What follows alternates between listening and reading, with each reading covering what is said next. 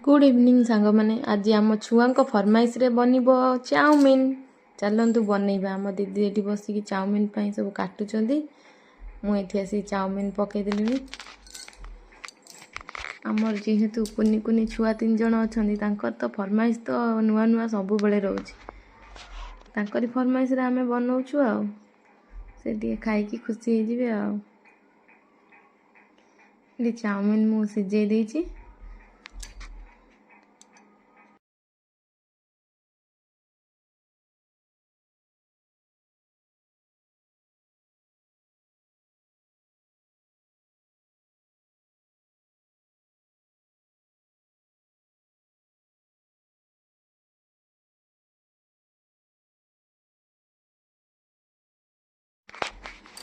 कड़े जीरा टे पड़ जापर पियाज पड़ो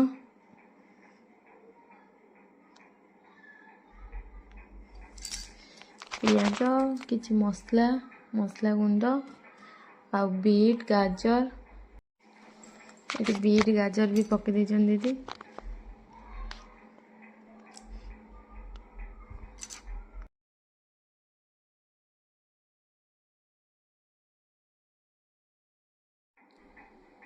ये आमर पियाज पड़ जाइए चाउमिन रे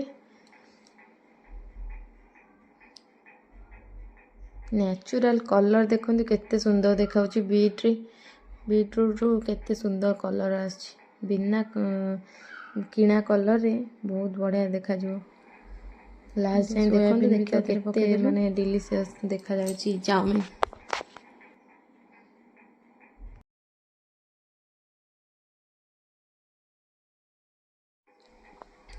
मसला हैला परे ए चाउमिन पके दबा इना हे जीव संग संग चाउमिन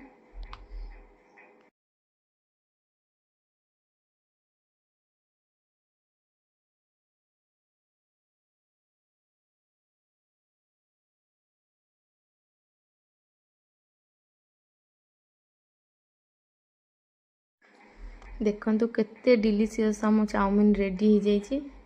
एबे सब आम छुआ को सर्व करवा आम छुआ ए आसिक सब चाउमिन नहीं कि पड़े